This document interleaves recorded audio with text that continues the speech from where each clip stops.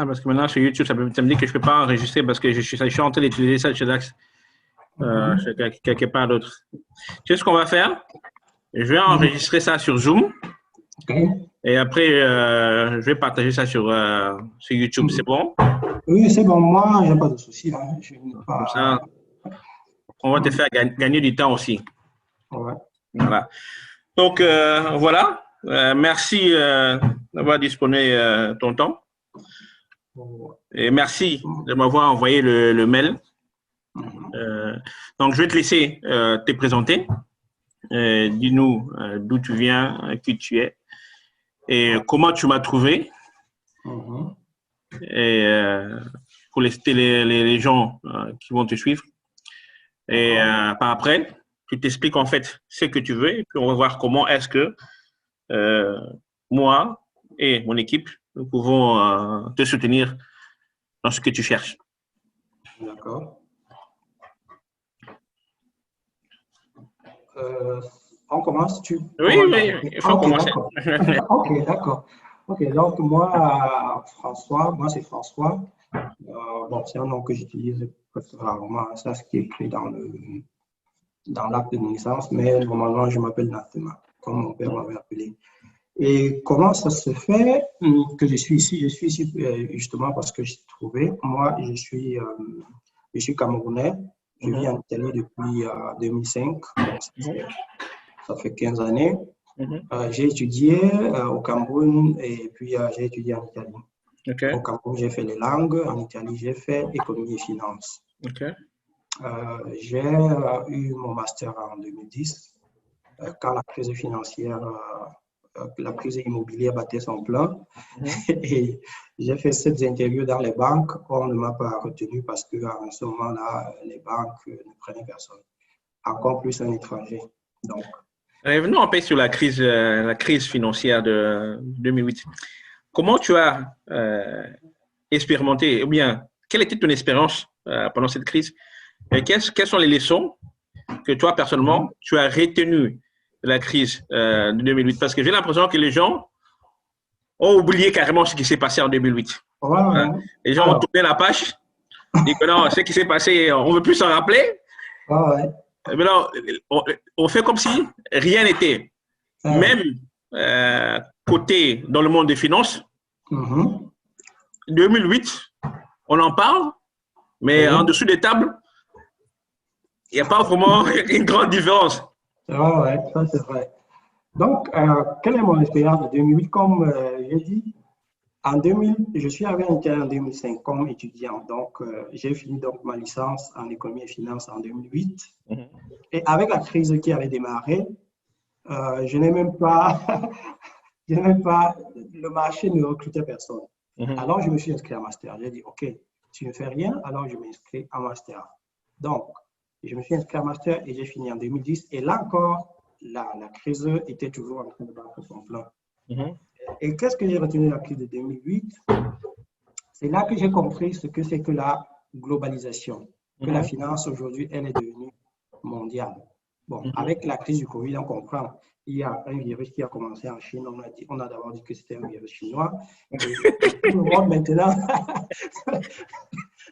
dans le monde entier maintenant, les gens se mettent des masques, les gens se lavent les mains, les gens fabriquent des hydroalcooliques et tout. Pourtant, ça a commencé quelque part là-bas. Donc, la crise des subprimes, comme on a appelé, qui a commencé aux États-Unis, alors c'était des paquets que les entreprises, les banques américaines emballaient. Ils emballaient tout ça dans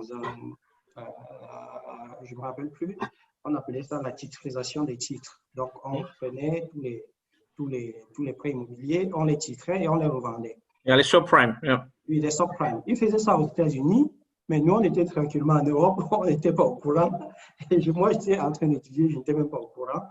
Et cette crise-là, quand ça a commencé aux États-Unis, après, ça a pris le monde entier. Et je me suis retrouvé comme victime. Et j'avoue que jusqu'aujourd'hui, je suis victime.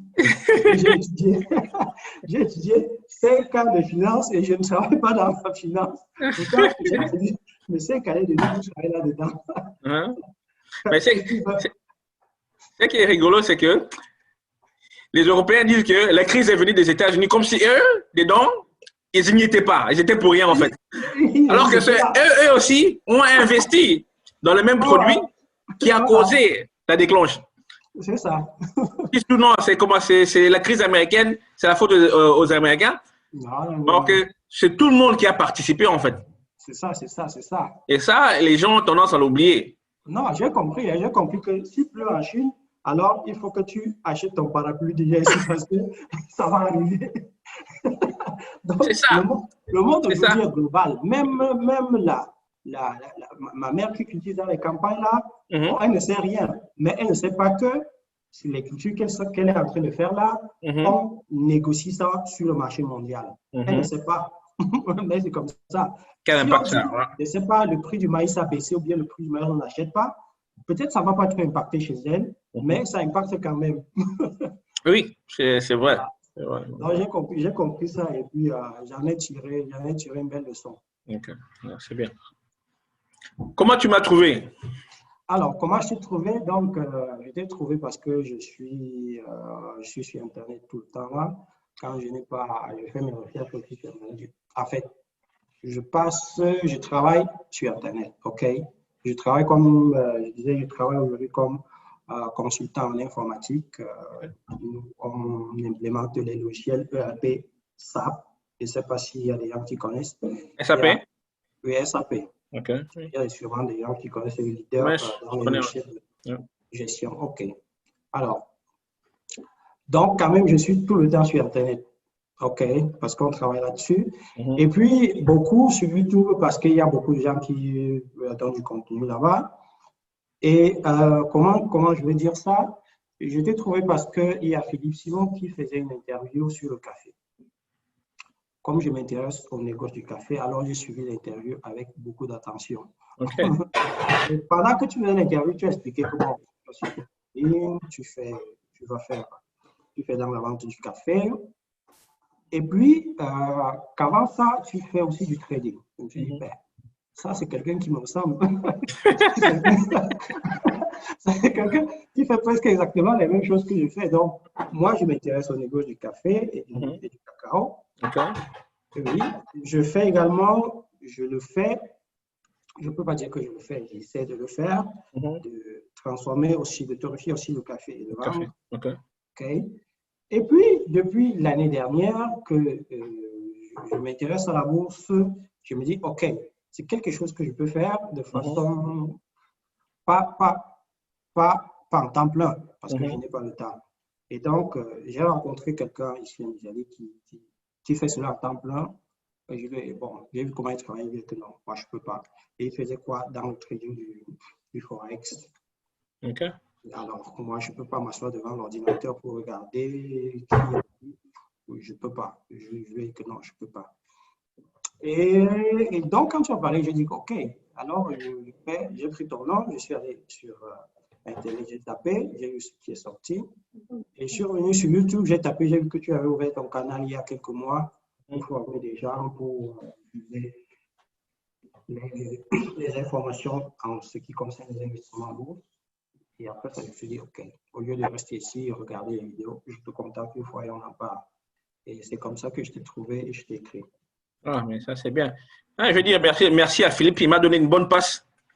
Je pense que l'interview qu'on avait fait avec Philippe, c'était à Paris. Oui. On avait une présentation, en fait, de dégustation du café. Ouais. C'était une très belle journée et Philippe était présent. Beaucoup de gens ont regardé l'interview et beaucoup de gens m'ont contacté concernant le café. Donc, j'ai eu une très bonne expérience de l'interview et j'ai remercié Philippe de l'avoir fait.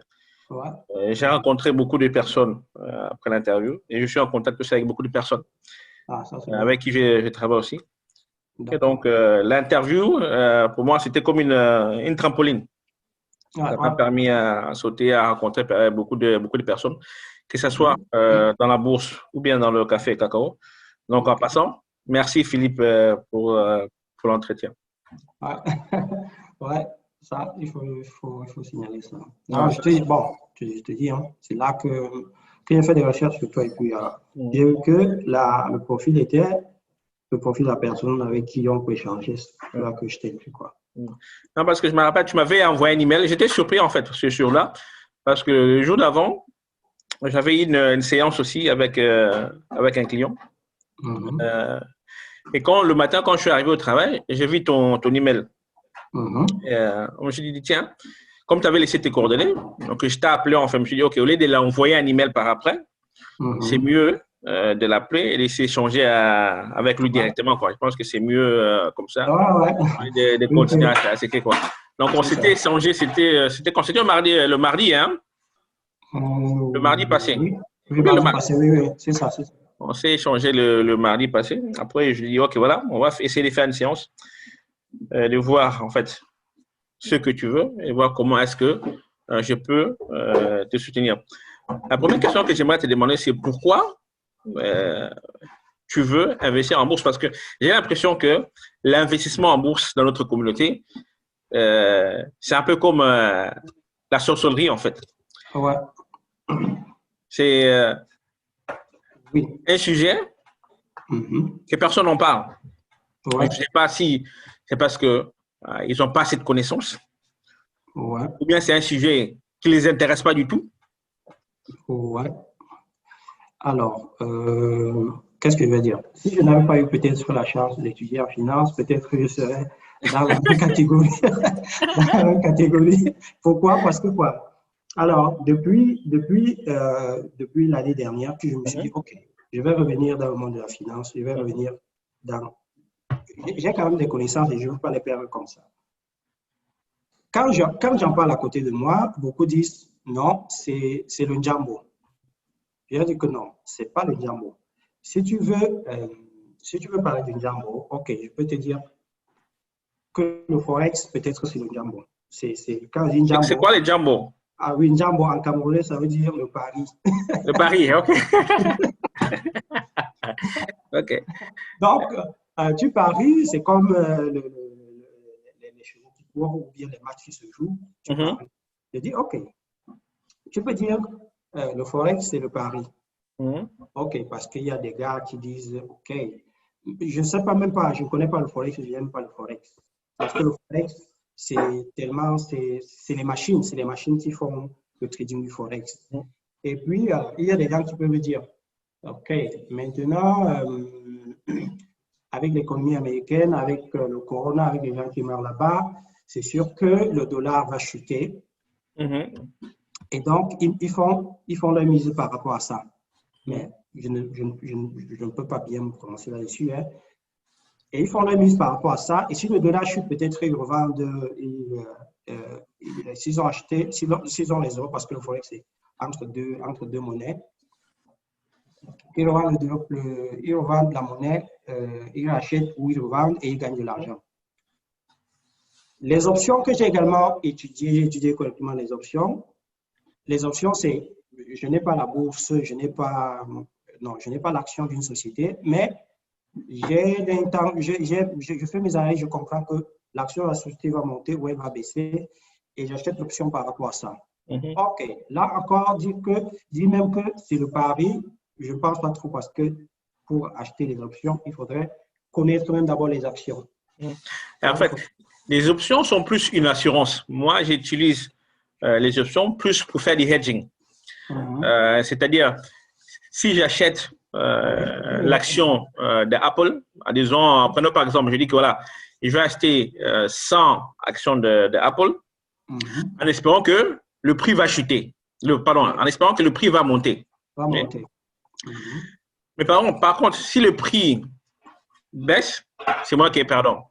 Voilà. Donc, ce que tu peux faire, tu prends une assurance de côté pour protéger l'investissement que tu as fait. Voilà.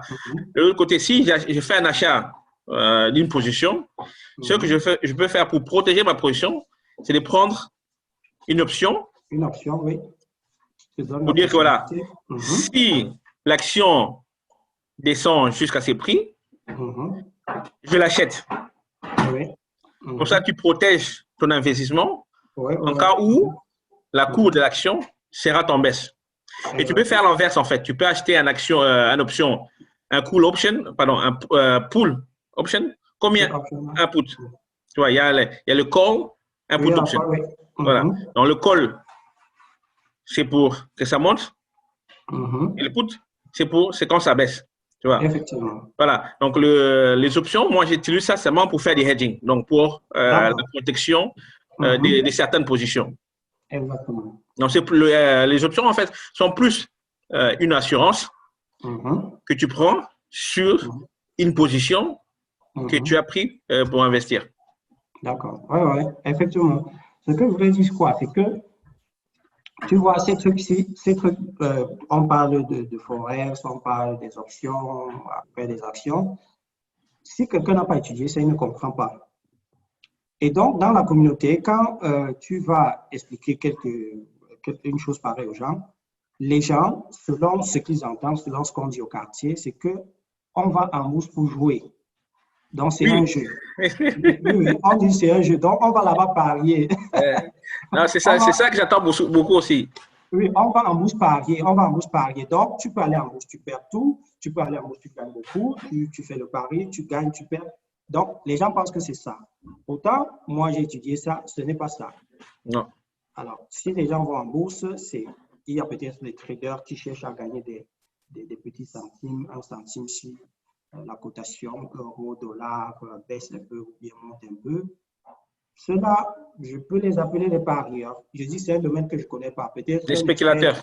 Oui, un spéculateur. Voilà. Peut-être qu'un expert en spéculation va venir me dire que non, il y a même une grande science pour spéculer. Je vais lui dire oui, c'est ton domaine. Mais il y a des gens qui n'ont même pas entendu ces explications. Ils savent que tout le monde va en bourse pour spéculer. Voilà. Et ce n'est pas ça. Donc, dans la communauté, s'il y a beaucoup de gens qui s'intéressent par ça, je me dis, c'est parce que les gens là n'ont pas la formation, ils n'ont pas l'information, ils ne savent pas sur quel site aller, ils n'ont pas cette culture des marchés de bourse. Okay.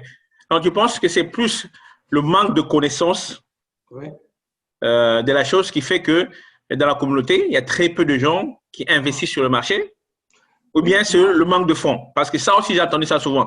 C'est soit on n'a pas les fonds, soit ça ne les intéresse pas. Mais la majorité des gens disent que voilà, on n'a pas les moyens. C'est les moyens. Ça, c'est la raison que j'attends souvent. Le manque de moyens, manque de finances. Oui, alors, il faut d'abord s'intéresser à la chose. C'est-à-dire quoi? Aujourd'hui, on peut faire des investissements en immobilier, on peut investir dans les startups, on peut faire quelque chose. Si la personne dit c'est le manque de moyens, il faudrait au moins qu'il te montre un seul investissement qu'il fait. Or, tout le monde ne doit pas investir en bourse. Si tu investis dans l'immobilier, tu investis dans le vin, tu investis dans quelque chose, oui, ça montre quelque chose. Mais si tu n'investis pas, parce qu'il faut commencer d'abord par toi-même. Parce que pour investir, il faut d'abord que tu gères très bien tes finances personnelles. Les finances personnelles, c'est savoir combien je gagne, combien je dépense, combien je mets de côté. Les entrées et les sorties, en fait. Oui. Si la communauté, si tout le monde dit je n'arrive pas à mettre de l'argent de côté, bon, je pense que ce n'est pas vrai. Sinon, je ne pense pas que tout le monde vit tranquillement. Je ne pense pas. Hein, parce que le principe d'investissement, c'est quand même d'abord d'épargner. Oui, mais ça aussi, c'est un très grand problème dans la communauté, hein, la gestion des finances à la maison. C'est un très, très grand problème dans la communauté. Mais si quelqu'un n'a pas déjà fait cette étape-là, ne t'attend pas à ce qu'il investisse en bourse. Oui, mais ce que je n'arrive pas à comprendre, en fait, c'est que en Europe, tout est structuré. Tu vois, la manière dont les États européens fonctionnent, tout est structuré. Même si tu ne travailles pas, tu reçois une somme. Mais la somme qui t'est donnée est calculée du fait que tu puisses payer tout ce que tu as payé. Ça, c'est clair. Tout est calculé. C'est le principe. Tu n'auras pas un surplus, mais tu manqueras de rien. Ce qui est souvent étonnant, c'est que même avec ça, ça casse. Oui. Je me dis qu'il faut trouver le moyen de, comment dire, en italien, on dit aggirare, non? Donc, de briser le système à ton niveau. Parce que si, par exemple, tu travailles dans une ville comme Milan, on te paye 2 000 €. Parce que 2 000 €, c'est calculé quand même pour savoir que tu vas vivre à Milan payer ta maison, je ne sais pas, à 700, 800 euros. Manger à Milan, ça va coûter comme ceci. À la fin, peut-être qu'il va te rester 200 euros. Si, là, maintenant, tu peux choisir où tu vas vivre très loin à périphérie de Milan, là où tu vas payer au lieu de 800 euros, 400 euros. Ça, c'est un petit truc que tu trouves pour truquer le système. Je veux dire ça comme ça. Pour mettre, au lieu de payer la location 800 euros, de payer 400 euros et puis de dépenser 100 euros dans les transports publics, par exemple. Parce que tout est calculé comme ça. Au lieu peut-être d'utiliser la voiture, tu dis, OK, pendant quelques années, peut-être que je ne vais pas utiliser la voiture, je vais utiliser les transports publics et investir beaucoup plus dans un vélo que d'investir dans une voiture. C'est ça. OK, donc, tu dis que la communauté aime vivre au-dessus de ses moyens. Non, la communauté aime vivre, elle aime vivre avec le système, comme tu as dit, c'est structuré, c'est dessiné. Quand on te donne 2000 euros, on sait que voilà, tu vas dépenser tant. Alors, c'est à toi de dire, OK, puisqu'on m'a donné ces 2000 euros en s'attendant à ce que je dépense tant, je vais plutôt utiliser tel autre système pour ne pas le dépenser. C'est aussi simple que ça. Mais c'est un très grand problème dans la communauté, en fait. Ça, j'entends ça souvent. Les gens ont du mal à boucler les fins du mois. Alors que tout est structuré et fait du point que voilà, ce qu'on te donne doit te suffire pour que tu arrives à payer ce que tu as payé et de manger. Souvent aussi, ce que j'adore, c'est que voilà, on doit soutenir la famille en Afrique. Ben, les charges en Afrique. L'autre là, je ne peux pas dire non. Hein. Je ne peux pas dire non. Donc, vous blâmez les parents. Non, alors. Non. Nous, on a un système sur lequel, comment dire, quand les parents t'envoient en Europe, ils misent, comment dire, tu as un investissement, disons, pour eux. On sait très bien qu'en Afrique, il n'y a pas de couverture sociale. Il n'y a pas. Donc, si tu as des parents qui ont investi, je ne sais pas, tout ce qu'ils avaient pour t'envoyer en Europe, ils ne peuvent pas être dans des difficultés, ils n'ont pas de quoi manger, ils n'ont pas des trucs pour leurs soins, et tu dis non. Ça, c'est d'un. Maintenant, de l'autre, si la famille, je dis, si c'est seulement peut-être ton père et ta mère, ils peuvent même te comprendre quand tu dis que tu n'as pas. OK. Si maintenant, ça devient quelque chose de la famille très élargie à l'africaine, alors je me dis qu'à un certain moment, il faut savoir dire non. Il faut l'apprendre et ça dépend de tout un chacun. Ça dépend de tout un chacun. Il y a des gens qui disent facilement. J'ai vécu avec des gars dans la ville où j'ai étudié qui faisaient leur travail étudiant. Ils ne donnaient pas un copec à quelqu'un en Afrique. Parce qu'ils savaient qu'ils devaient mettre cet argent-là pour après financer leurs études, soit aux États-Unis, soit en Angleterre, soit quelque part. Que ce soit quoi, alors, ils ne donnaient pas un copec. Mais il y en a qui ne peuvent pas. Il y en a qui disent non, moi j'ai laissé mes parents dans une situation très lamentable. Je ne peux pas dormir ici et tranquille, manger les pâtes italiennes dormir quand ils souffrent là-bas. Et donc, lui, il se retrouve justement à la fin du mois qu'il n'a rien. Il n'a rien. Il a commencé à travailler, il a ses 2000 euros, ça va à gauche, ça va à droite. Oui. Bon, je me dis, chacun doit essayer de faire la juste mesure. Moi, particulièrement, depuis quelques années, je fais le juste nécessaire. Tout ce qui est superflu, je ne fais pas. Pourtant, avant, je le faisais. Ouais, je veux dire, quelqu'un organise un anniversaire ou des funérailles ou des ceci. Pour moi, ça, c'est du superflu. Je n'assiste pas. Mais si quelqu'un est malade ou je ne sais pas quoi, je fais quand même l'effort de... Parce que la personne n'a pas. La personne n'a pas. Et ça, c'est une réalité. Donc, je veux dire, dans nos postes de budget, on doit tenir quand même compte de cette situation. Oui, mais il faut quand même, il faut déjà le savoir. C'est comme quand on a une voiture, on sait qu'elle va tomber en panne. Donc, on sait que d'un matin ou l'autre, quelqu'un va t'appeler en Afrique pour te dire est-ce que tu as quelque chose? Est-ce que j'ai tel problème? Est-ce que tu peux m'aider? Mais je dis, il faut que ce soit des problèmes circoncis. Quelqu'un ne peut pas m'appeler pour me dire il ne savait pas qu'en décembre, il allait payer sa pension universitaire. Mais ça, c'est des choses qui se savent. Ce programme, quoi. Oui, ça se programme. Oui, mais tu as payé la moitié et tu n'arrives pas à finir, si je peux t'aider, oui. Okay. Ça, c'est une bonne chose. Parce qu'en Europe, on dit souvent que les Africains ne se soutiennent pas. Mais dans notre culture, il y a une très forte système de soutien qui existe. Une très forte système de soutien qui existe. Je ne sais pas si en Europe, ça ne marche pas parce que les gens ont plus une mentalité ou bien une idée plus à l'européenne.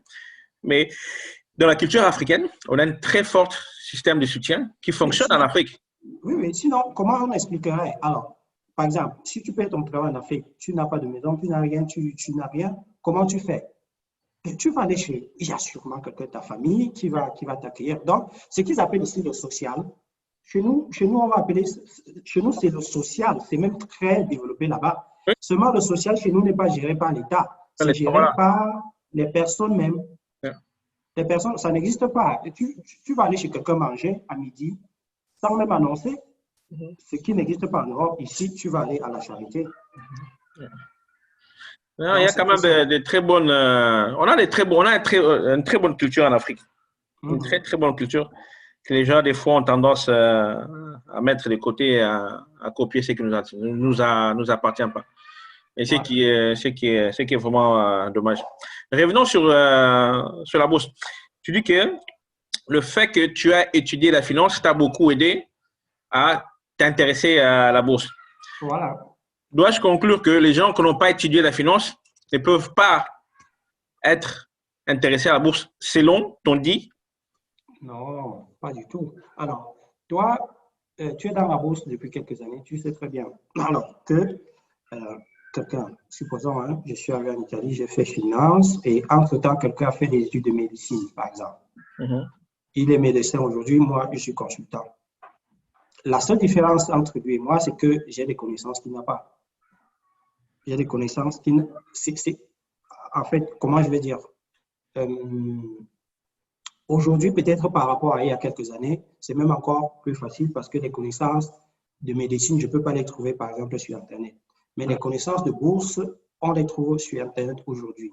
Donc, si quelqu'un veut se former, il y a même déjà beaucoup de, je vais dire, de contenu free, de contenu libre sur Internet. Cependant, moi, par exemple, qui ai fait finance, je dis et je comprends. Quelqu'un qui a fait plutôt médecine mettrait un peu plus de temps pour comprendre. Mais ce n'est pas impossible. Mais ce n'est pas impossible, non. C'est même très... Je suis effectivement là avec toi parce que je veux commencer à mettre en pratique. Mais si j'étais ici avec un médecin qui ferait le même discours que toi et moi, on est en train de faire, alors tu seras en train de lui expliquer ce que c'est qu'une action, tu es en train de lui expliquer ce que c'est qu'une obligation, tu es en train de lui expliquer les quelques bases de la bourse. La bourse, oui. Bon, oui, les bases que moi j'ai. Mais je dis, aujourd'hui, n'importe qui peut se former et investir en bourse. Je dis se former et investir en bourse. OK. Tu avais dit quelque chose tout à l'heure en disant que dans la communauté, quand on parle de la bourse, les gens pensent souvent qu'on va parier, c'est la spéculation. Oui, c'est la spéculation, ouais. Mais dans la communauté, nous spéculons beaucoup. Nous parions sur beaucoup de choses. Ouais. En le voulant ou pas, nous spéculons sur beaucoup de choses parce que je sais que pendant la saison de foot, il y a beaucoup de gens qui parient sur les équipes. Il y a beaucoup de mes amis qui le font. Hein. Qui parient sur les équipes. Oui. Non, j'ai beaucoup de mes amis. Les samedis, les dimanches, c'est bouclé. Ils savent que l'Inter va jouer, il fait ses cotes, ils me montrent souvent ces tickets-là où je ne comprends pas. Je ne sais pas comment ils font pour mettre les cotes. Ça, c'est leur domaine. Ils se comprennent là-dedans. Le domaine des spéculations, ça, ils maîtrisent. Voilà, ils maîtrisent. Et moi, je sais que c'est la spéculation et je ne m'intéresse pas à ça. OK. La question que je voulais te poser, en fait, dans ton cercle, comment tu fais pour intéresser aux gens l'investissement en bourse? Parce que si les gens pensent que, et ça, j'attends ça souvent, ils pensent que quand tu investis en bourse, tu paries. Donc, ils pensent que quand tu investis, tu paries et tu vas tout perdre. Et il y a des gens qui ont investi, qui ont tout perdu.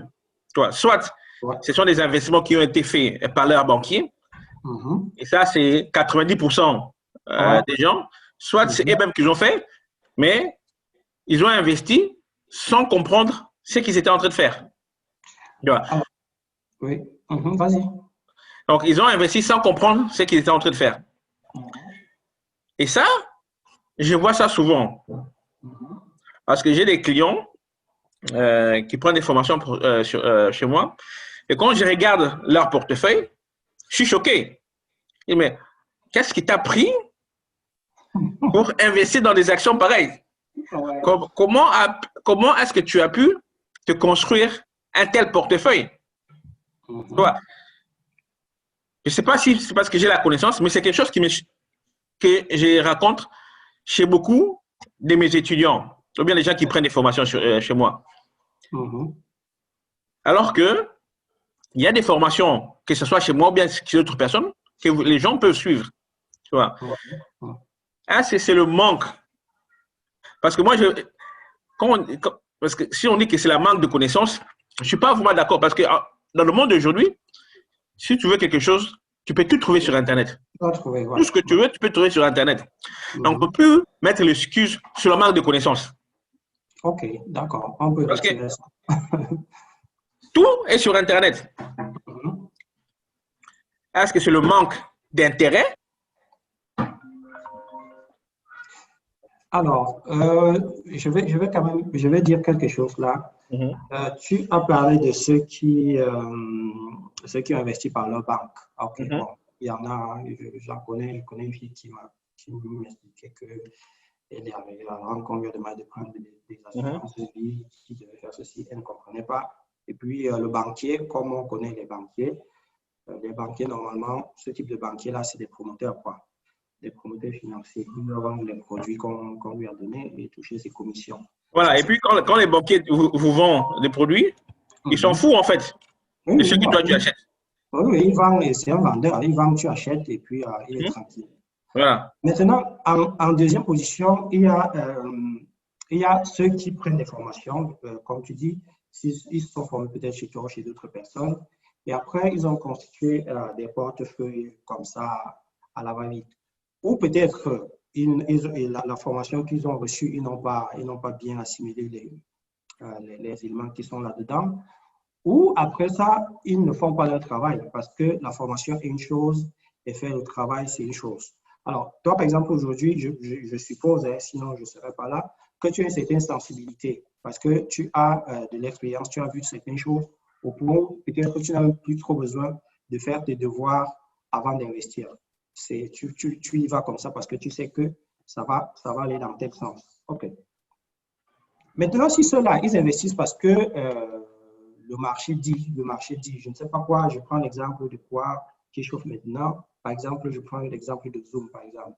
Si Zoom, comme maintenant, il y a des gens qui travaillent en ligne, Zoom est en train de bien grandir en bourse et les gens achètent parce que tout le monde achète. Ben, moi, moi, selon les connaissances que j'ai, je dis, je n'ai pas encore acheté une action et c'est pour ça que je suis là. Je me dis quand même que ce n'est pas parce que tout le monde achète les actions Zoom qu'on va aller acheter les actions Zoom. Est-ce que le prix de l'action Zoom qu'on vend aujourd'hui reflète sa valeur réelle? Je dis sa valeur réelle. Ou est-ce que c'est juste la folie du marché qui fait que le prix de l'action Zoom augmente sur le marché? Et puis comme tout le monde achète, ou bien peut-être Warren Buffett d'acheter, moi j'achète aussi. Est-ce que j'ai pris le temps de lire les rapports financiers de l'entreprise pour comprendre quel est le chiffre d'affaires, est-ce que j'ai fait mes devoirs? Là, je dis, je ne dis pas qu'en bourse, on ne perd pas, on peut bien tout faire, même Warren Buffett lui-même, il perd, non? Je suis sûr qu'il y a des moments où il dit acheter ceci, on achète et après, il se rend compte que la valeur descend. Mais avant d'acheter, Warren Buffett fait quand même un certain travail. Oui, mais ça, il faut toujours le faire. Toujours. Il faut toujours le faire. Donc sûrement, tes étudiants ou les gens que tu connais qui investissent, ils font des portefeuilles à la va-vite. Sûrement, ils se sont dit, OK, maintenant, l'action Apple entre le marché, je le mets dans mon portefeuille.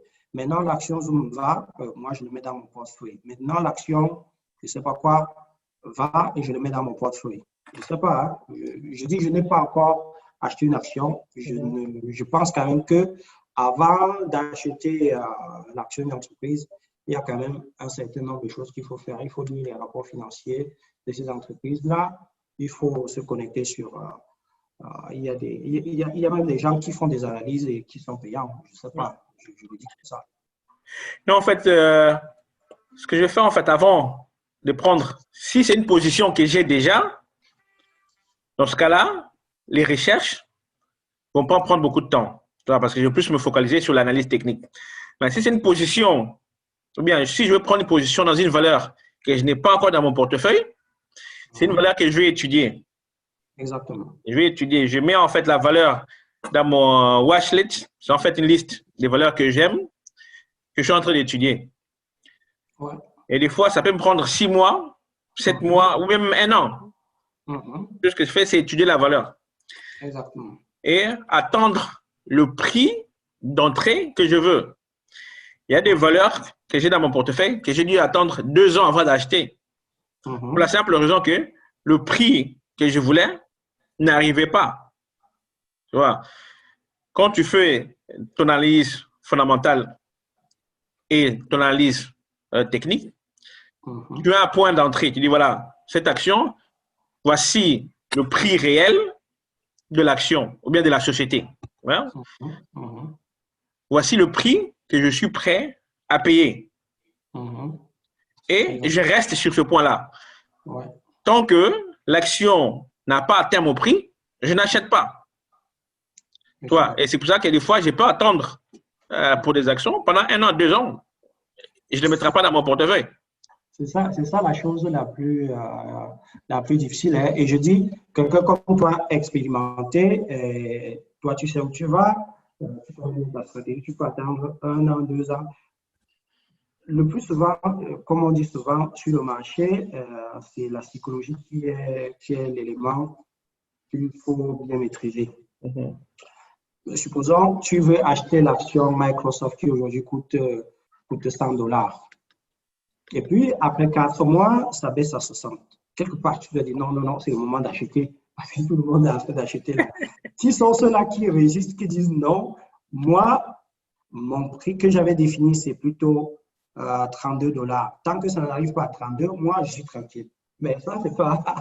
Non, la psychologie et la patience sont l'une des choses les plus importantes dans l'investissement en bourse. Là, c'est quelque chose qu'il faut…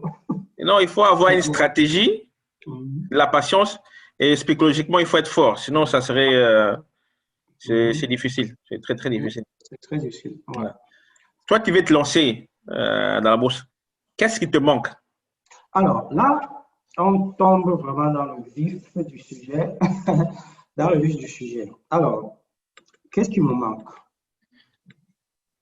Alors, on parle, disons qu'on a déjà compris pourquoi on investit en bourse, même comme je n'ai pas encore fait l'étude comparée de… J'allais te poser la première question, par exemple. Si tu connais un investissement immobilier, qu'est-ce que tu conseillerais à quelqu'un d'aller vers l'investissement immobilier ou vers l'investissement en bourse? Qu'est-ce qui serait le plus rentable? Le plus rentable, c'est l'investissement en bourse. Mais je vais dire ceci. En tant qu'investisseur, tu ne peux pas seulement investir dans un seul groupe d'actifs. Ça, c'est quelque chose que je ne fais pas et ce n'est pas quelque chose que je conseillerais aux personnes. Tu vois, j'ai investi dans l'immobilier, j'ai investi dans le business et j'ai investi en bourse. Donc, ces 3 piliers de richesse sont des piliers dans lesquels j'ai investi. Je ne peux pas dire seulement que j'ai investi en bourse et les deux autres piliers, j'oublie. Non. J'ai investi dans les 3 piliers. Bien sûr, il y a des piliers qui, pour moi, personnellement, sont plus favoris que d'autres. Mais j'ai investi dans tous les 3 piliers. Okay. Tu vois, parce que quand je dois regarder mon patrimoine en total, mon patrimoine qui pèse le plus, c'est mon patrimoine immobilier. Okay. Tu vois, il pèse plus que tous les portefeuilles boursiers que j'ai. D'accord. Tu vois. Et cela ne veut pas dire que je ne vais pas investir en bourse ou bien je n'ai pas investi dans mes business. D'accord. Tu vois. Il ne faut pas seulement investir dans un seul type d'actif. Il faut faire, il y en a 3. Je conseille toujours de faire les 3. Ouais. Voilà. Mais quand tu me demandes qu'est-ce qui est plus rentable, est-ce que c'est l'immobilier ou c'est la bourse? Selon mon expérience, selon ce que je connais, l'investissement en bourse est plus rentable que l'immobilier. D'accord. L'immobilier peut te ramener entre 6 à 8% annuellement. Alors que la bourse peut te donner entre 10 à 12% annuellement. Et ça, c'est le minimum. Mais il y a des stratégies et des choses que tu peux faire pour atteindre plus que ça. D'accord. Parce que moi, si j'investis en bourse et chaque année, j'ai 12%, c'est que j'ai failli.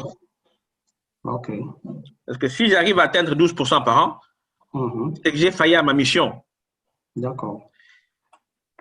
Mon but est d'avoir un minimum 20% par an. 20%. Minimum.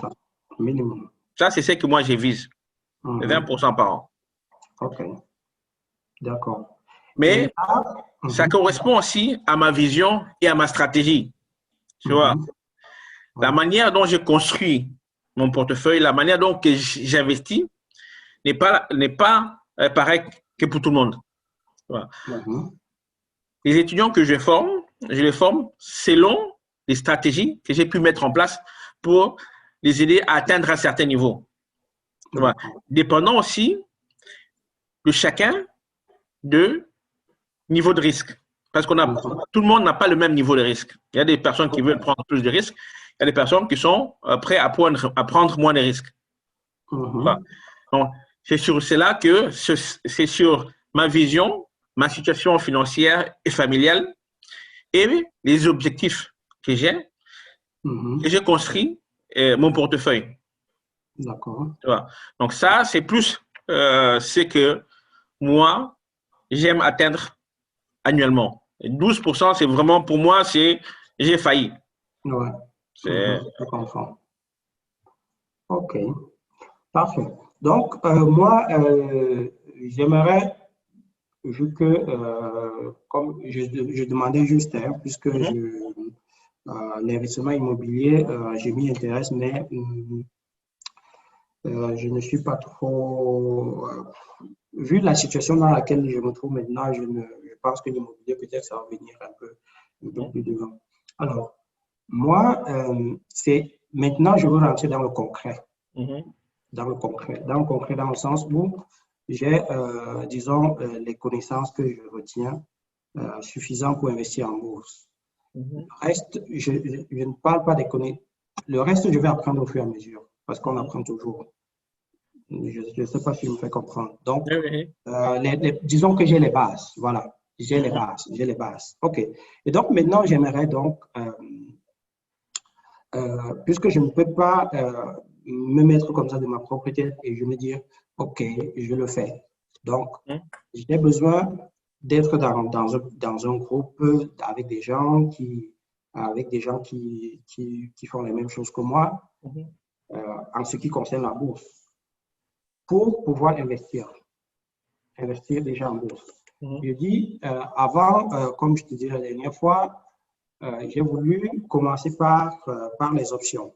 Les options, pas pour me protéger de la baisse ou de l'augmentation du prix de mes actions, mais options trading.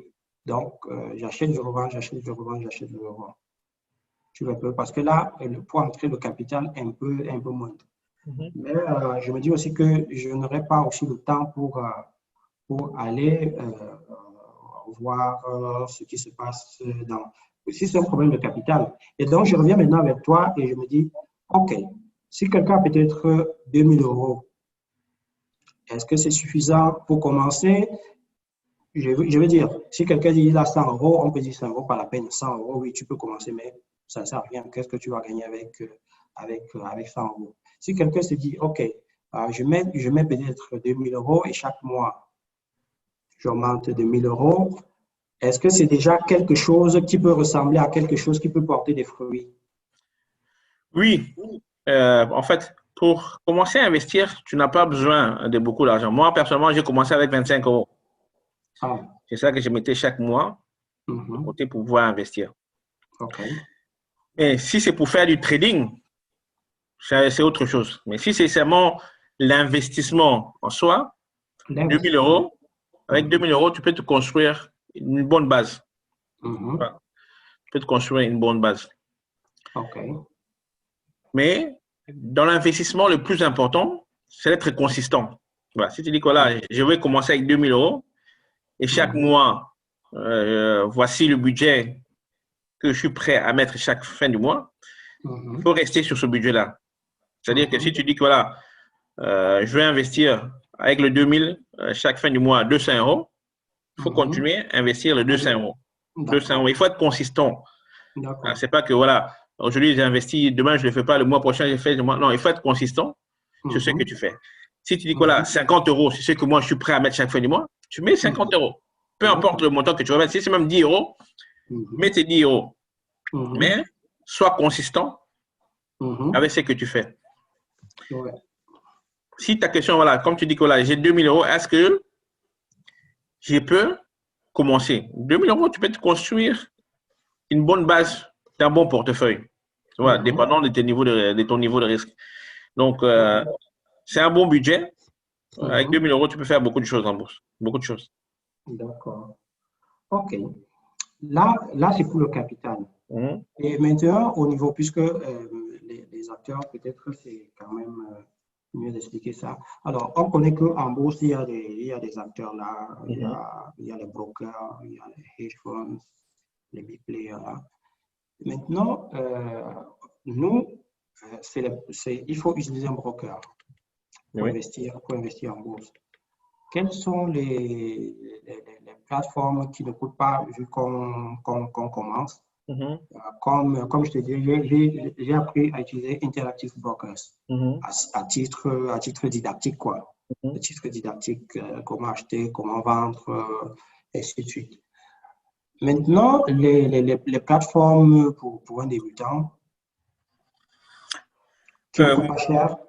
Moi-même, personnellement, j'utilise plusieurs plateformes pour des raisons différentes. J'utilise Flatex, qui est une plateforme allemande pour investir.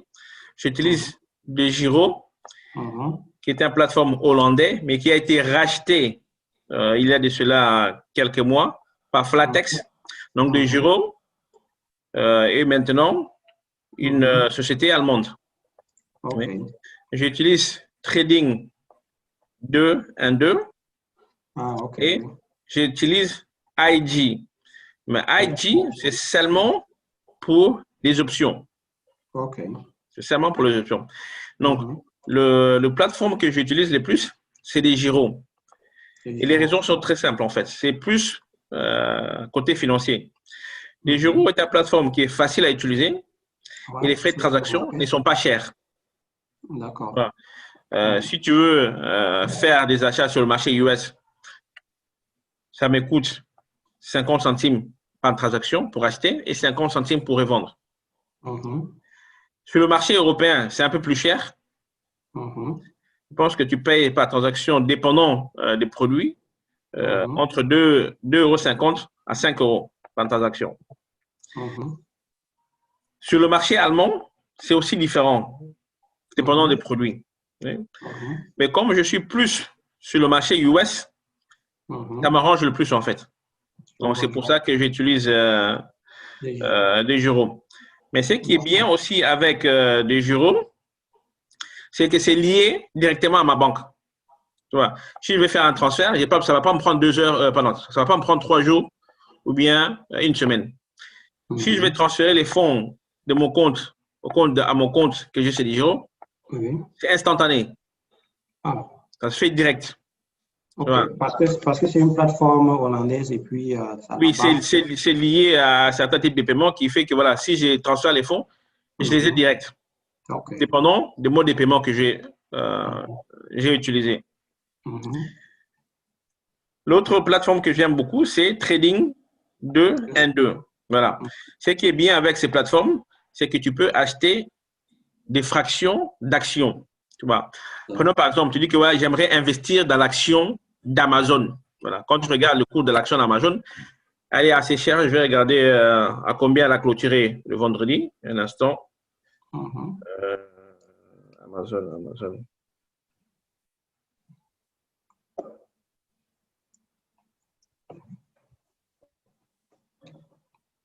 Voilà, l'action d'Amazon a clôturé le vendredi à 3310,98 $. Tu vois. Donc, si tu dois investir, disons, ce montant-là pour une seule action, ça fait quand même beaucoup. Donc, tu as deux possibilités. Soit tu investis dans une ETF qui a une très grande position dans Amazon, soit tu investis dans une fraction, tu investis avec la plateforme Trading 212 qui te donne la possibilité d'acheter une fraction d'Amazon. C'est-à-dire, si tu as 50 €, tu peux investir dans Amazon. Tu vois, mais tu n'auras pas une action. Tu auras une fraction. Une fraction voilà, une action dépendant du montant que tu as investi. Donc, c'est ce qui est bien avec ces plateformes, c'est qu'ils te donnent la possibilité d'acheter des fractions d'actions comparées aux autres plateformes. Parce que les autres plateformes ne le font pas. Avec Flatex, j'utilise ce plateforme, mais les achats sont faits seulement 2 fois par an. C'est-à-dire que je mets de l'argent chaque mois. J'ai fait les achats seulement en juillet, ou bien décembre, ou bien janvier. Donc, chaque 6 mois, j'achète des actions sur cette plateforme. La simple raison est que sur Flatex, je paye environ entre 4,50 à 5 € par transaction. Donc, si je veux acheter, ça me prend 5, disons, on va arrondir le montant, ça me prend 5 €. Si je veux revendre, ça me prend 5 € aussi. Donc, ce qui fait déjà 10 €. Tu vois. Si je dois acheter des actions chaque mois, je serai déjà 10 € dans le mine. Parce que le point d'entrée, ça sera moins 5 et point de sortie aussi moins 5. Donc, si je veux gagner sur cette action, je dois faire un bénéfice de plus de 10 € pour récupérer voilà, mes coûts. Donc, Flatex pour investissement mensuel, c'est trop cher. C'est pour ça que j'ai investi seulement là-bas chaque 6 mois. 6 mois, ok, je vois. Chaque 6 mois. Et avec Flatex, je me focalise plus sur le marché allemand. Parce que c'est une plateforme allemand. Quand j'ai investi sur le marché allemand avec Flatex, ça me revient moins cher. Tu vois? Donc, toutes les plateformes que j'utilise sont pour des raisons bien spécifiques. Je vois. La plateforme que j'utilise le plus, c'est les Giro. Ok, ça c'est bien. Ça, c'est des informations que quelqu'un comme moi n'avait pas. Donc, je vois les plateformes. Bon, comme je te disais, je connais Interactive Brokers.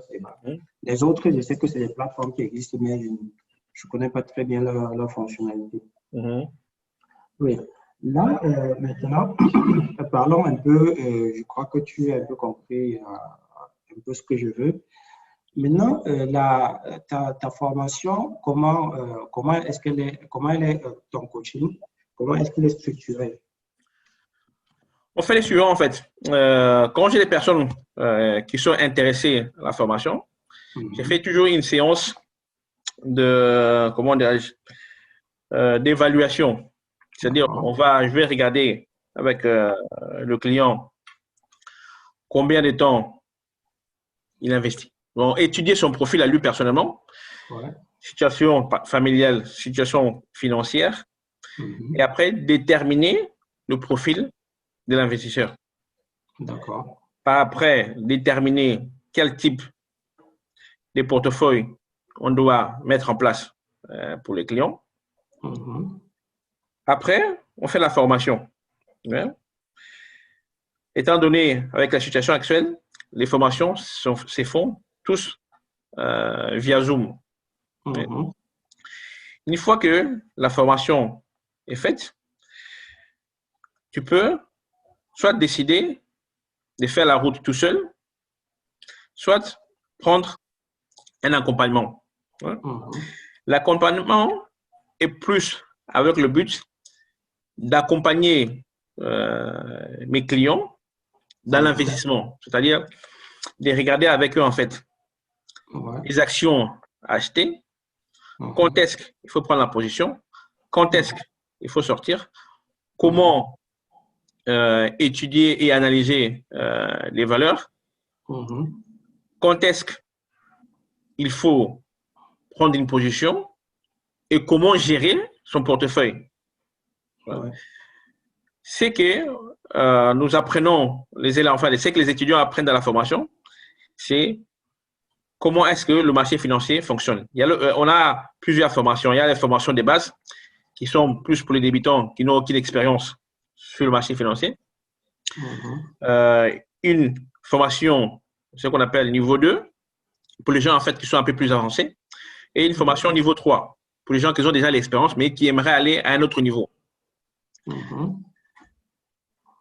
Dans la formation niveau 1, c'est plus le truc de base en fait.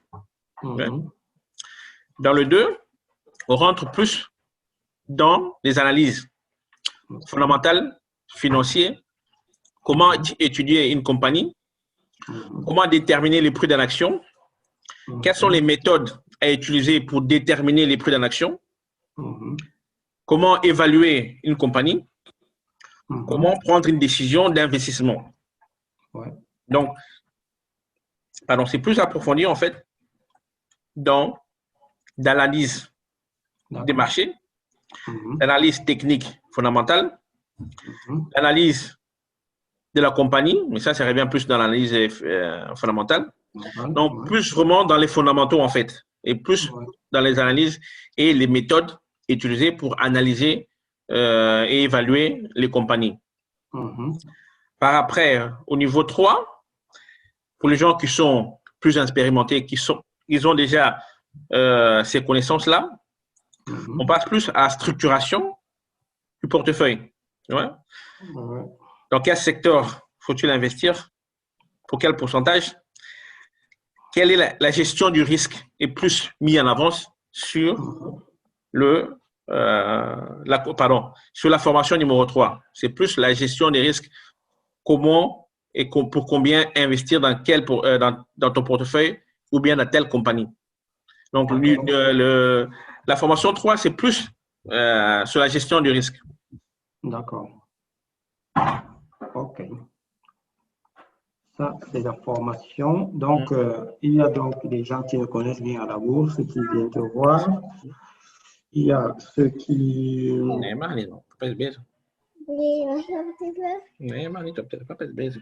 ma petite fille. Elle veut suivre les formations elle aussi.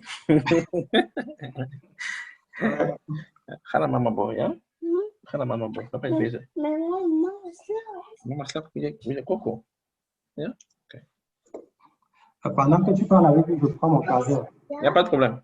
Il y a de bank c'était.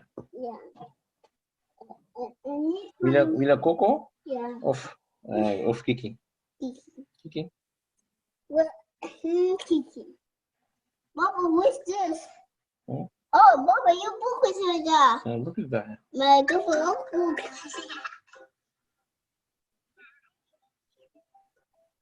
Okay, man. Voilà, moi aussi j'en ai profité pour me prendre un verre d'eau. Ah, OK. Voilà. OK. Alors, qu'est-ce que j'allais dire là? J'allais dire là que la théorie des formations de base, l'analyse fondamentale, l'analyse technique, je veux pas te dire. Je l'ai. Okay. Parce que c'est ce que nous on a fait. Je veux dire, il y a une parenthèse de 2010 jusqu'en 2020. je n'ai plus fait ça. Okay. Et maintenant, comme je t'ai dit depuis l'année dernière, je relis un peu là. Il y a un de mes amis qui a un de mes livres que je vais reprendre. Et puis, mais de toute façon, l'analyse, la formation base et intermédiaire, je peux dire que ça ne m'intéresse pas. Okay. Ce que j'aimerais dire, c'est que pour le moment, j'aimerais un coaching. J'aimerais que, par exemple, demain, si toi et moi, on tombe d'accord, tu me dis que, OK, écoute, t'accompagner, voilà, euh, on va t'accompagner, je ne sais pas, sur 1 mois, sur 2 mois, sur 3 mois et 6 mois. Entre-temps, après toi, à pouvoir t'inscrire sur des gyros, après toi, à faire tel nombre de choses, et après toi, à mettre, je ne sais pas, 1 heure, 2 heures par semaine, le temps qu'il faut. Quel est l'objectif que tu veux atteindre? Ceci, on peut parler en off. Qu'est-ce que je veux atteindre dans 1 an, dans 2 ans, dans 10 ans, dans 25 ans? Voilà. En fonction de ça, donc, je veux un accompagnement. OK. Voilà, donc je veux un accompagnement pour dire. Maintenant, quelles seront les modalités d'accompagnement? Quel est ton temps que tu vas mettre? Combien est-ce que je vais payer? On peut discuter de ça tranquillement. Hein. OK. OK. Si c'est l'accompagnement, si tu dis que voilà, moi je suis capable de faire les analyses fondamentales tout seul pour moi, tout seul, il n'y a pas de souci, et tu as seulement besoin d'un accompagnement, c'est bon. Ce que nous pouvons faire en fait, c'est premièrement établir ton type de profil. Hein. Nous avons des questionnaires que je vais t'envoyer, que tu peux remplir par après, et puis me le renvoyer. Comme ça, je pourrais étudier ça et déterminer ton type de profil. Oui, je comprends. Oui, je comprends parfaitement. Après ton profil, on va déterminer le type de tes objectifs, ce que tu veux et ce que tu veux atteindre. Hein. Après cela, on va déterminer ton niveau de risque. Hein. Quels sont les risques que tu es prêt à prendre? Mais ça, il y a certaines informations qui sont déjà dans ton profil, mais j'aimerais faire vraiment une étude approfondie sur le niveau de risque. Par après, c'est ton portefeuille. OK. Comment nous allons le construire, ça dépendra de tous les éléments. Une fois que je sais comment construire ton portefeuille, ce que tu peux faire de maintenant, c'est d'ouvrir les comptes chez broker. Tu vois, tu ouvres un compte chez des gyros et chez Trading 212. Je garderai seulement ces deux-là parce que Flatex, je ne pense pas que c'est approprié pour toi. Et, Trading te permet d'acheter des fractions d'actions si tu veux investir dans des actions que tu trouves que le prix est assez élevé. Voilà, donc, il faut ouvrir seulement ces deux-là. Ça te prendrait entre 1 semaine à 2 semaines avant que tous tes comptes sont ouverts. D'accord. Une fois que tu as ouvert le compte, on va faire une autre séance sur comment acheter et vendre. D'accord. Après cette séance-là, ce que je ferai, je te mettrai dans le groupe et je dirai comment construire ton portefeuille par combien de pourcentage tu dois mettre dans chaque portefeuille. D'accord. Si tu comptes investir, moi je te conseillerais d'investir à long terme. Tu vois, il faut viser dans les 5 à 10 ans. Ou bien, si c'est encore plus, tant mieux. Donc, c'est de cette façon-là que le portefeuille sera construit pour un investissement entre 5 à 10 ans. D'accord. Mais vraiment, du long terme. Et chaque fin du mois, je t'enverrai une liste avec les actions que j'ai sélectionnées. Je dirai pourquoi j'ai choisi ces actions-là. Et ça peut se faire en séance. Tu vois, il y a des étudiants, quand je les envoie la liste, ils commandent une séance. Ils font une séance et puis je les explique pourquoi j'ai choisi ces actions-là et je leur donne mes raisons. Après, le choix reste à toi de choisir dans quelle action tu veux investir. Voilà. Si tu me demandes, voilà, voici le montant que j'ai, quel me serait-il? Qu'est-ce que tu peux me conseiller? Quelles sont les actions que tu me conseilles d'acheter si je dois acheter seulement une action, une seule, dans la liste? Je peux le faire, mais légalement, je ne suis pas un adviseur financier. Ça reste côté légal. Il faut que je sois clair là-dedans. Légalement, je ne suis pas autorisé à te dire quoi. Il faut investir dans telle action, il faut investir dans telle action. Légalement, il y a un point légal qu'il faut qu'on se mette d'accord. Voilà. pour des raisons de protection pour ton côté, que ça, de mon côté. Mais ce que j'ai fait dans le groupe, moi, je vous dis ce que moi j'ai fait. Après, la décision est à vous de voir si je vais copier ce que Samuel fait. Bien, je ne le fais pas. Mais de toute façon, la liste est envoyée. Moi, je vous dis les actions que moi j'ai sélectionnées. Je vous donne aussi mes raisons. Après, c'est à chacun de choisir dans quelle action il va investir. Mais ce qui est sûr, c'est que dans la liste que j'ai envoyée, toutes les actions sont bonnes. D'accord. Il n'y a pas une qui est mauvaise, l'autre qui est... Non. Toutes les actions sont bonnes. Mais j'ai mes préférences pour des raisons que j'explique. Et après, c'est aux étudiants de prendre leur décision. Voilà. Point de vue juridique, je ne peux pas vous dire il faut investir dans telle action. Voilà, je suis d'accord. Parce que si ça part mal, les gens vont dire ouais, c'est Samuel qui m'avait dit d'investir dans telle action. Il y aura des problèmes. Donc ça, c'est quelque chose qu'il faut éviter.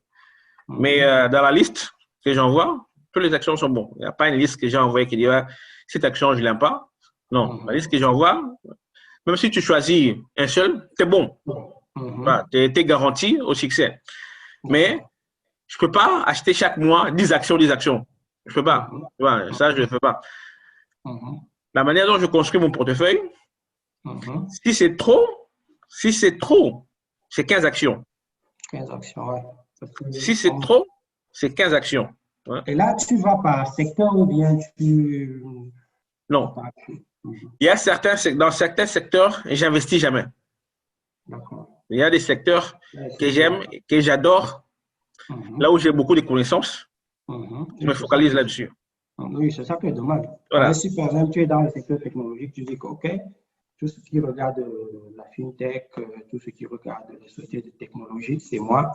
Maintenant, tout ce qui va regarder, je ne sais pas quoi, l'agriculture, c'est pas moi. Tu vois un peu? Non, c'est pas ça. C'est-à-dire que moi, personnellement, j'ai des secteurs dans lesquels j'aime investir, que je me focalise, tu vois. Mais ça, c'est pour moi. Mais pour mes clients, je vais analyser tous les secteurs. Ah, d'accord. Tous les secteurs, j'analyse. Dans la liste que j'envoie, tous les secteurs sont représentés. Voilà. Mais si tu me dis, OK, dans quel secteur est-ce que toi tu investis? Moi, je te dirais que dans les secteurs que moi j'investis, si c'est trop, c'est peut-être 6. OK, 6 secteurs différents pour 15 actions. 15 actions. OK. Tu vois, c'est regroupé dans ces secteurs-là. Il y a des secteurs dans lesquels je n'investis pas. Et ça aussi, c'est cyclique. Tu vois, je peux investir pendant 5 ans dans une telle action. Après, dans 5 ans, je recoupe ma mise et je saute sur quelque chose d'autre. Prenons par exemple, avec l'élection américaine, l'élection présidentielle américaine, j'ai fait mon plan sur comment est-ce que je vais investir dans les 4 ans qui viennent sous le présidentiel de Joe Biden. Joe Biden, ouais. Voilà. J'ai structuré mon plan depuis le début de l'année. J'avais un plan pour Trump et un plan pour Joe Biden. Comme ça, si un des deux gagne, je sais comment est-ce que je vais investir pour les 4 ans qui suivent. Étant donné que c'est Joe Biden qui a gagné, je sors mon plan du tiroir et je le mets sur table. Et quand je fais ça, je regarde, parce que chaque président a ses plans.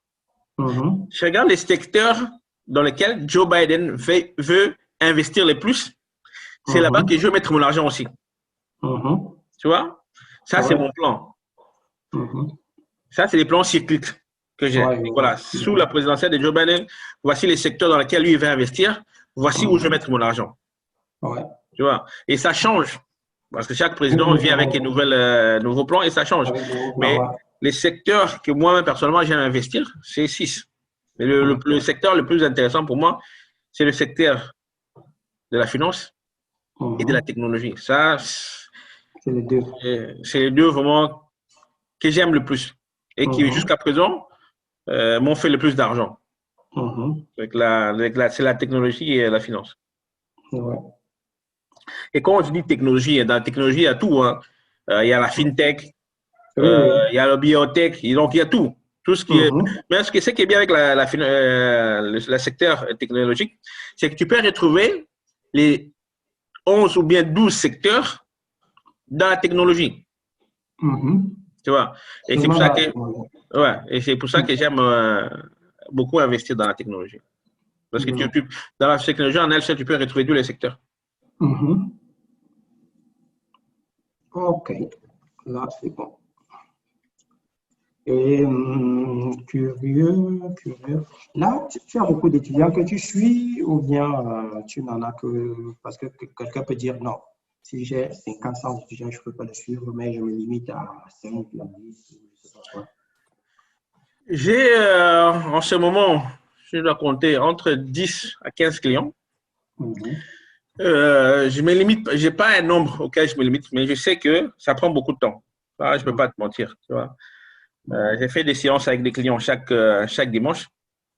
C'est le temps que je consacre à tous mes étudiants. Donc, après toi aussi, j'ai un autre call avec quelqu'un d'autre. D'accord. J'ai fait des séances avec eux.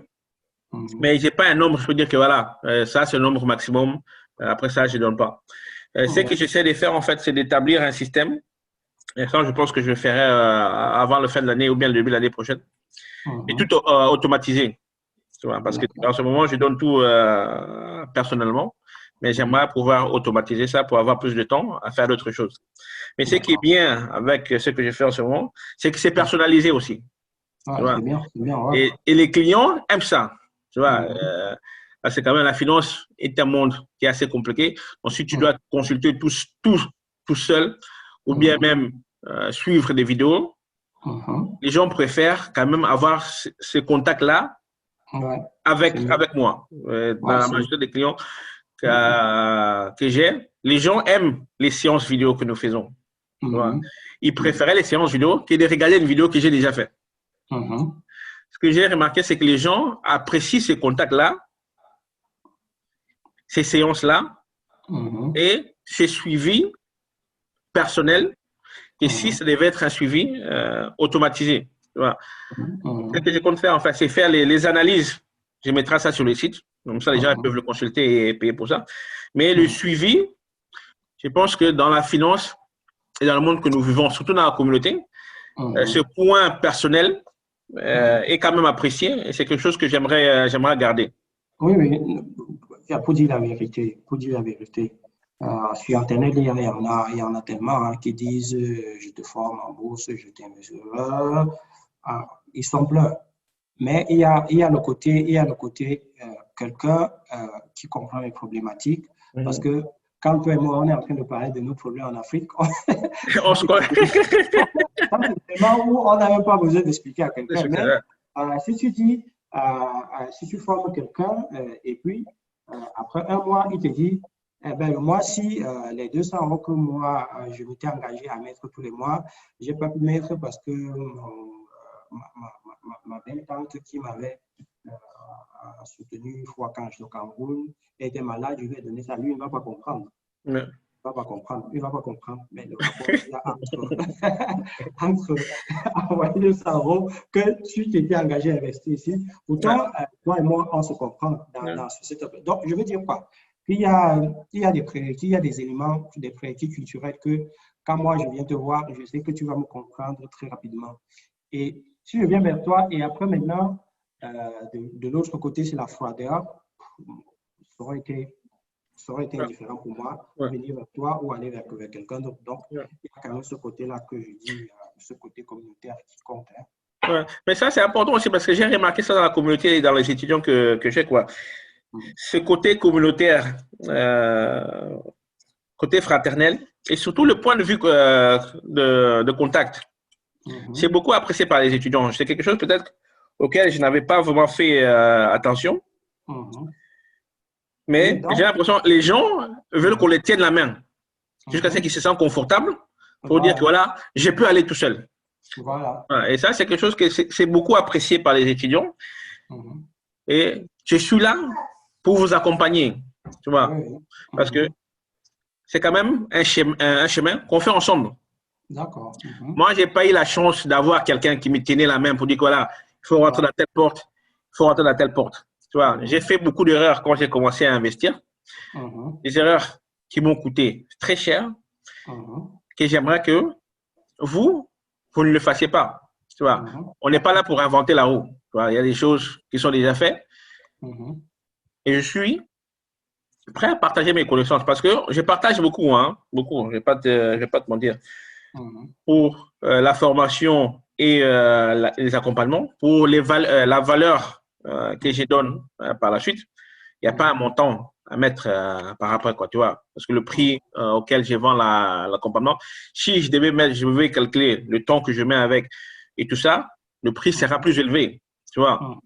Mais je pense que c'est un bon début, en fait. Parce que dans la communauté, les gens veulent être accompagnés et veulent avoir un suivi, tu vois. Parce que ça, je fais ça sur moi. Je suis aussi très strict, tu vois. Il y a un suivi qui est fait par derrière et on s'échange beaucoup avec les étudiants. Comme je dis, on fait des séances j'ai des séances chaque dimanche avec des étudiants. Pour les gens qui veulent, tu vois. Il y a des gens, des fois ils commandent pas. Mais pour les gens qui veulent, les dimanches, je suis libre à répondre à toutes vos questions. C'est important. Et ça, je le fais. Moi, je dis que c'est très important. Je veux dire, mais aussi, comme tu penses à digitaliser là, si quand même les analyses, ainsi de suite, tu arrives à préenregistrer une vidéo, la mettre directement là, ok, tout le monde regarde, qui est plus sensible vers tel secteur, il s'y intéresse et puis achète. Et puis maintenant, derrière, quand il faut maintenant prendre des décisions sur la gestion de portefeuille, quoi, et ainsi de suite. Bon, là, maintenant, tu peux intervenir et donner quelques conseils. C'est aussi important. Donc, mais cependant, abandonner tout et digitaliser tout, moi, sincèrement, je ne conseille pas. Non, mais ce n'est pas quelque chose que je vais faire aussi. Hein. J'ai remarqué que dans notre culture, dans notre communauté, ce côté humain est quelque chose qui est beaucoup apprécié. Beaucoup apprécié. Ce que je vais digitaliser, c'est les analyses. Tu vois, certaines choses de base, je vais digitaliser ça, car ça prend beaucoup de temps aussi. Et me focaliser dans d'autres choses. Je ne vais pas tout digitaliser. Les séances vont rester. Tu vois, les séances de dimanche vont rester. Et les séances du groupe aussi vont rester. Mais il y a d'autres choses que, voilà, je pense que ça serait mieux de les digitaliser pour faciliter la tâche aussi à certaines personnes, tu vois. Comme ça, tu peux suivre certaines formations quand toi tu veux, sans dépendre que, voilà, de la plan du temps de Samuel. Oui, non, effectivement. Donc, certaines choses, je vais le faire, mais ça sera seulement, je pense, qu'à 40 ou bien 50%, comme ça, 50%. Je vais le garder pour ce côté humain, parce que je pense que c'est nécessaire dans la communauté. Ouais, c'est important. Et puis, ça met les gens en confiance. Voilà, ok, c'est ça. Ça met les gens en confiance. Voilà. Tu as d'autres questions? Bon, d'autres questions. Bon, en termes pratiques, alors, si maintenant, là, après ça, la séance, si je vais à DGIRO ou à Trading 212, est-ce qu'ils vont me demander de faire un dépôt ou quelque chose? Est-ce qu'il y a des montants mensuels qui demandent ou on paye seulement par transaction? Ce qui est bien, c'est que c'est ton portefeuille. C'est toi le patron, c'est toi le boss, c'est toi qui gères. Si tu veux mettre 5 centimes chaque mois, c'est à toi. Et ne demande pas aucun dépôt ou bien quoi que ce soit. C'est ce qui est bien aussi avec ce broker-là. Même si tu ne fais rien pendant 1 an, tu peux avoir tes comptes, quoi. Donc, il n'y a pas de souci. Ils ne vont rien te demander. Tu vas ouvrir tes comptes et puis c'est tout. Si tu veux déposer de l'argent, tu déposes, mais ce n'est pas une obligation. Ok. Merci. Oui, je crois que là, c'est bon, hein, c'est tout bon avec moi. Ok. Et des trucs que je vais noter, bon. Il y a des questions que je ne peux pas poser parce que c'est beaucoup plus pour des gens qui ne comprennent pas encore la bourse. Donc, pour moi, je crois que je vais… L'objectif, c'était de commencer la bourse avant la fin de l'année. Ça, c'était un de mes objectifs de 2020. Ok, donc, demain, tu ouvres ce compte. Oui, voilà. Non, demain, oui. Et une fois ouvert, tu me confais comme ça, on va faire une autre séance pour voir comment les plateformes fonctionnent. Ça va? Ça me va. Ok, super. Donc, merci pour ta confiance et merci pour ton temps. Et puis, on reste en contact en offre. Si tu as des questions ou quoi que ce soit, n'hésite pas à me contacter. D'accord, pas de problème. Et on fait comme ça. D'accord, merci beaucoup. Merci et bonne journée. Hein? Merci. Bonne journée à toi. Ciao.